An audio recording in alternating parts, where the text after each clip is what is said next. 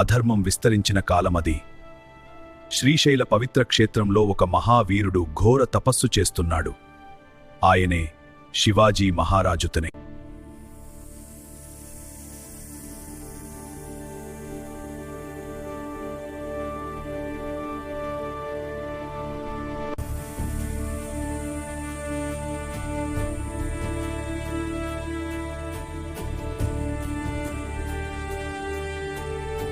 ఆ తపస్సుకు స్పందించిన దైవశక్తి ఆలయమంతా స్వర్ణకాంతితో నిండిపోయింది.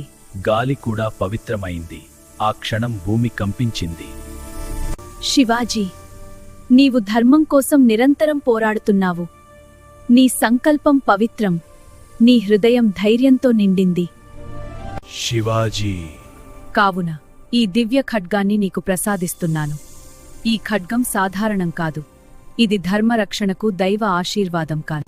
ఓ రాజా, నా శక్తి నీకు లభిస్తుంది. జగన్మాత, ఇప్పుడు వెళ్ళు నా ఆశీర్వాదాలతో. నా ధర్మం కాపాడుతాను దేవి.